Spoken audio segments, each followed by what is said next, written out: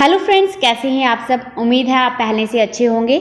लेकिन प्रेग्नेंट महिलाएं इस समय काफ़ी परेशान हैं और लगातार मुझे कमेंट्स आ रहे हैं कि मैम हमें 4 दिसंबर को लगने वाले सूर्य ग्रहण को लेकर हम काफ़ी परेशान हो रही हैं। लेकिन आप परेशान मत हों, आपको परेशान होने की ज़रूरत नहीं है, क्योंकि इस वीडियो में मैं आपको 4 दिसंबर को लगने वाले सूर्य ग्रहण की सारी जानकारी अब आपको इस वीडियो में मिलेगी कि आपको क्या करना है, कैसे करना है।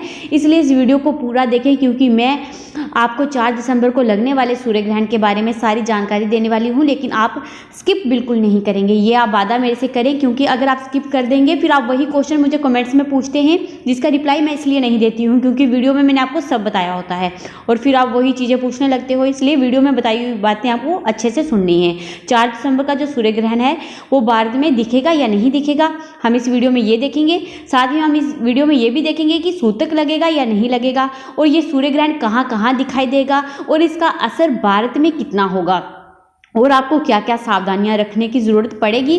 ग्रहण की टाइमिंग जो सही है वो भारत में क्या होगी, सब कुछ हम इस वीडियो में जानेंगे। चलिए जानते हैं डिटेल में। लेकिन उससे पहले अगर आप चैनल पर पहली बार हैं तो नीचे रेड कलर का बटन होगा सब्सक्राइब का, उसे प्रेस करके पास बनी बेल आइकन को भी प्रेस कर दें। और वीडियो अगर आपको दिल से पसंद आता है तो प्लीज़ वीडियो को जल्दी से शेयर कर दें, ताकि हर प्रेग्नेंट महिला को ये जानकारी मिल सके। दोस्तों, 19 नवंबर को साल का दूसरा चंद्र ग्रहण लगा था और ये आखिरी चंद्र ग्रहण था, और अब ठीक 15 दिन बाद उसके 4 दिसंबर को सूर्य ग्रहण लगेगा, और ये जो है वो उपछाया सूर्य ग्रहण होगा। सूर्य ग्रहण हो या फिर चंद्र ग्रहण हो, वो इसे अशुभ ही माना जाता है, ठीक है, क्योंकि ये एक अशुभ घटना होती है। इसलिए जब ग्रहण होता है तो शुभ जो कार्य होते हैं, पूजा पाठ करना, शादी जो विवाह होते हैं इस समय, वो सब वर्जित माने जाते हैं। सूर्य ग्रहण हो या फिर चंद्र ग्रहण, इसका अशुभ जो असर है वो जरूर होता है मानव जाति पर, जीव जंतु पर, पृथ्वी पर। इसलिए जब ग्रहण होता है तो जो शुभ कार्य होते हैं, पूजा पाठ होती है, वो सब वर्जित माना जाता है। ज्योतिष शास्त्रों के अनुसार 4 दिसंबर को लगने वाला सूर्य ग्रहण साल का दूसरा सूर्य ग्रहण होगा, और ये सूर्य ग्रहण 2021 का आखिरी सूर्य ग्रहण होगा। और ये सूर्य ग्रहण 4 दिसंबर को शनिवार के दिन लगेगा, जिस दिन अमावस्या है। और इस सूर्य ग्रहण की टाइमिंग होगी दिन शनिवार, टाइम सुबह के 10:59 में ये शुरू होगा। 10:59 में ये शुरू होगा और दोपहर 3:07 पर यह ग्रहण समाप्त होगा, और पूरे 4 घंटे का ये ग्रहण होगा लगभग। तो ये ग्रहण दक्षिणी अफ्रीका, ऑस्ट्रेलिया, अंटार्कटिका और दक्षिणी अमेरिका में दिखाई देगा, और भारत में ये सूर्य ग्रहण नहीं दिखाई देगा, जिसके कारण इस ग्रहण का सूतक भी भारत में मान्य नहीं होगा। लेकिन जिन देशों में ये ग्रहण लग रहा है वहाँ पर सूतक मान्य होगा। लेकिन इंडिया में प्रेग्नेंट महिलाएं सूतक को लेकर परेशान ना हो। ग्रहण को लेकर आपको परेशान होने की ज़रूरत है, हाँ बिल्कुल परेशान होने की ज़रूरत है, लेकिन सूतक को लेकर आपको परेशान होने की ज़रूरत नहीं है। इसलिए आप सूर्य ग्रहण लगने से पहले यानी 10:59 से पहले आप सब काम कर लें, जैसे सब्जी काटना, खाना खाना, कपड़े धोना, सिलाई बुनाई सब कर लें, फ्रूट्स कट कर लें, क्योंकि सूतक काल में आपको कोई भी सावधानियां जो हैं वो रखने की जरूरत नहीं है। दोस्तों, ज्योतिष शास्त्रों के अनुसार भारत में ग्रहण लगे या नहीं लगे, लेकिन गर्भवती महिलाओं को ग्रहण के नियमों का पालन जरूर करना चाहिए, क्योंकि सूर्य एक ही है, और जब ग्रहण लगता है तो पूरे अंतरिक्ष जो है, पूरा अंतरिक्ष वो प्रभावित होता है, पूरी पृथ्वी प्रभावित होती है। इसलिए जो ग्रहण की टाइमिंग है उसमें गर्भवती महिलाओं को नियमों का पालन जरूर करना चाहिए, क्योंकि सिर्फ 4 घंटे की बात है यार। और अगर इस 4 घंटे में आप अपने बच्चे के लिए नियमों का पालन नहीं कर सके तो आप अपने बच्चे को कैसे पालेंगे। तो इसमें कोई नुकसान तो नहीं होगा, तो फ़ायदा ही अगर आपका होगा, तो इसमें आपको क्या परेशान होने की ज़रूरत है, क्योंकि बात आपके बच्चे की है। क्योंकि प्राचीन काल से ही हम सुनते आ रहे हैं कि अगर ग्रहण के समय अगर गर्भवती महिलाएं वो काम कर लेती हैं जो ग्रहण के समय वर्जित माने जाते हैं, तो उनके गर्भ में पल रहे बच्चे को कई तरह के नुकसान देखने को मिलते हैं। बच्चा डिसेबल तक हो सकता है। मैं अगर अपनी बात करूं तो मैंने अपने ग्रहण के समय, सच बताऊं तो मैं सो गई थी, तो उससे मेरे बच्चे की आंखों में ब्लैक कलर के दाग देखने को मुझे मिले। तो मुझे ऐसा लगता है कि ग्रहण के समय मेरे सोने की वजह से ऐसा हुआ। इसलिए आप ये गलती बिल्कुल ना करें। वैज्ञानिक दृष्टि के अनुसार अगर हम देखें तो ग्रहण एक सामान्य घटना है, क्योंकि साइंस इन चीज़ों को नहीं मानता है, लेकिन हमारे धार्मिक शास्त्रों में इन चीज़ों को तो मानना ही जाता है। साइंस की अगर माने तो वो तो कहते हैं गॉड का जो है वो एग्जिस्टेंस ही नहीं है, तो क्या आप पूजा पाठ करना छोड़ देंगे? नहीं ना। इसलिए अगर आप प्रेग्नेंट हैं तो ग्रहण के नियमों को जरूर मानें, और ऐसी कोई भी प्रेग्नेंट महिला नहीं है जिसके समय ग्रहण ना हो, क्योंकि बहुत सी महिलाएं ऐसे बोलती हैं कि मैं ये सारे ग्रहण हमारे ही टाइम लग रहे हैं, तो ऐसा नहीं है। जब हम प्रेग्नेंट हुए थे तो हमारे टाइम भी बहुत से ग्रहण लगे थे। ग्रहण के समय हमें नियमों का पालन करना ही होता है, खास करके प्रेग्नेंट महिलाओं को, क्योंकि बात आपके बच्चे की होती है। जब मैं प्रेग्नेंट थी तो मेरे समय 2 ग्रहण पड़े थे, एक भारत में था और एक नहीं था, लेकिन दोनों के समय मैंने ग्रहण के नियम माने थे। लेकिन जो एक ग्रहण था चंद्र ग्रहण, वो काफ़ी लंबे समय का था, उसमें मुझे थोड़ी 1-2 मिनट के लिए नींद आ गई थी, जो कि मेरी काफ़ी बड़ी गलती थी, मुझे ऐसा नहीं करना चाहिए था। ग्रहण के नियम आपको तब नहीं मानने होते हैं दोस्तों जब सूर्य ग्रहण हो। दोस्तों अब हम बात करते हैं ग्रहण के नियम आपको कब नहीं मानने हैं, क्योंकि अभी पीछे भी ग्रहण थे, तब मैंने आपको बोला था जो अभी पीछे चंद्र ग्रहण था उसमें आपको नियमों को मानने की ज़रूरत नहीं थी।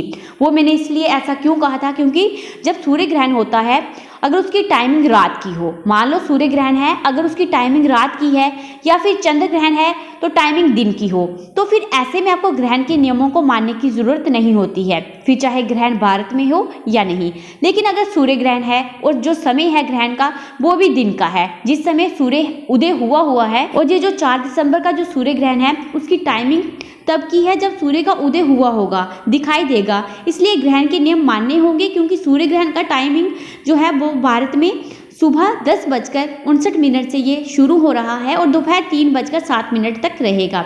तो ऐसे में प्रेग्नेंट महिलाओं को 4 दिसंबर को लगने वाले सूर्य ग्रहण में कुछ सावधानियां तो रखनी ही होंगी, मेरा ये मानना है, क्योंकि आपकी छोटी सी जान आपके गर्भ में है, इसलिए रिस्क मत लें। दोस्तों ये सूर्य ग्रहण है जो उपछाया है, हमारे भारत में इसका सूतक नहीं होगा, इसलिए मॉर्निंग में प्रेग्नेंट महिलाएं 10:59 से पहले ही सब खाना पीना कर लें, घर के काम भी कर लें, सब्जी फल फ्रूट जो भी हैं वो कट करके रख दें, क्योंकि ग्रहण लगते ही फिर आपको कोई भी सब्जी फल फ्रूट बिल्कुल नहीं काटने हैं और कोई भी चीज़ आपको कट नहीं करनी है।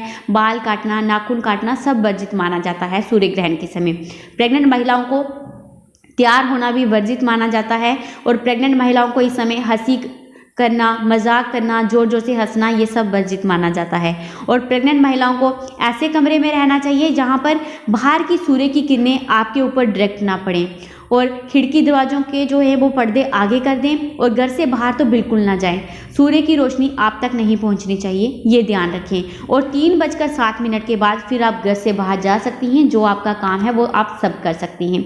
आप ग्रहण लगने से पहले ही पेट भरकर खाना खा लें, अच्छे से डाइट ले लें, ड्राई फ्रूट्स ले लें, सब कुछ खा लें, ताकि फिर आपको भूख ना लगे। थोड़ी बहुत तो लगती है लेकिन आपको मैनेज करना पड़ेगा, और फिर ग्रहण खत्म होने के बाद खाना खा लें। और ग्रहण के समय प्रेग्नेंट महिलाएं, जो बीमार लोग हैं, जो बच्चे हैं, उनको थोड़ी सी छूट दी जाती है, वह हल्का फुल्का खा सकते हैं, इसलिए प्रेग्नेंट महिलाएं लिक्विड डाइट लें। मेरी अगर आप माने तो लिक्विड डाइट ले सकती हैं। अगर आप नहीं रह सकती हैं भूखे प्यासे इतनी देर तो दूध ले सकती हैं, जूस ले सकती हैं, पानी पी सकती हैं, लेकिन ज्योतिष शास्त्रों के अनुसार ग्रहण लगने से पहले ही आप तुलसी के पत्ते तोड़कर खाने पीने की चीज़ों में डाल दें, ताकि आप ग्रहण के समय और ग्रहण के बाद भी इन चीज़ों का इस्तेमाल खाने पीने में कर सकें। अगर आपके पास तुलसी नहीं है तो कुशा भी डाल सकते हैं, और अगर कुछ नहीं है तो फिर बने हुए खाने को ग्रहण के समय और बाद में इस्तेमाल नहीं करें, किसी को दे दें या फिर फेंक दें, क्योंकि ग्रहण की दूषित किरणों से खाना दूषित हो जाता है।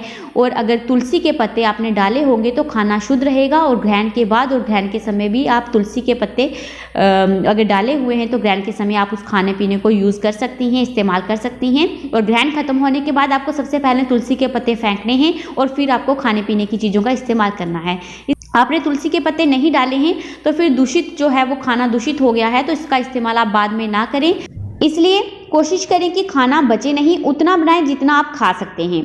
और सूर्य ग्रहण के समय यूरिन और पॉटी करने से बचें। अगर वॉशरूम घर से बाहर है, ग्रहण के समय यूरिन और पॉटी करने में कोई भी बुराई नहीं होती है, लेकिन घर से बाहर अगर वॉशरूम है तो आपको नहीं जाना चाहिए। घर के अंदर अगर वॉशरूम है तो बिना चिंता के यूरिन और पॉटी आप कर सकते हैं, ठीक है। और अगर किसी का वॉशरूम घर से बाहर है तो प्लीज़ कोई ना कोई जुगाड़ आप घर पर ही कर लें, ठीक है। कोई बकेट रख लें, कोई टब रख लें, लेकिन बाहर मत जाएं। अब बात करते हैं क्या सूर्य ग्रहण के समय आप सो सकती हैं? तो नहीं, आप नहीं सो सकती हैं। मैंने ये गलती कर दी, लेकिन आप मत करें, क्योंकि मुझे जो नुकसान हुआ मेरे बच्चे को उससे, तो आपके बच्चे को नहीं होना चाहिए। इसलिए ग्रहण के समय मत सोएं। आप लेट सकती हैं, चेयर पे बैठ सकती हैं या फिर चल भी सकती हैं। तेज तेज मत चलना, क्योंकि अगर आप गिर गई तो ये सही नहीं होगा। ग्रहण के समय गिरना सही नहीं माना जाता है, इससे घर में पल रहे बच्चे को नुकसान होता है। आप अगर लेटना चाहती हैं, पैरों और हाथों को सीधा रखें, फोल्ड नहीं करें। सीधा रख के आप लेट सकती हैं। फोल्ड करना भी इस टाइम वर्जित माना जाता है। पैरों और हाथों को टेढ़ा मेढ़ा मत रखें, सीधा रखें। और आप इस समय मंत्रों का जाप करें, ओम नमः शिवाय या फिर गायत्री मंत्र या फिर सूर्य मंत्र का जाप करें। आप नहीं करना चाहती हैं खुद से, तो अपने फ़ोन में सूर्य का मंत्र लगा दें, यूट्यूब पे कहीं भी लगा सकती हैं। तो इससे अभी आप सेफ रहेंगे, आप सुरक्षित रहेंगे। लेकिन मंदिर में बैठकर आपको ये सब नहीं करना है। आप अपने आसपास फ़ोन लगाकर, ठीक है, कोई भी भजन वगैरह लगाकर रख दें, मंदिर में मत बैठे, ठीक है। आपको अपने कमरे में ही ये सब करना है।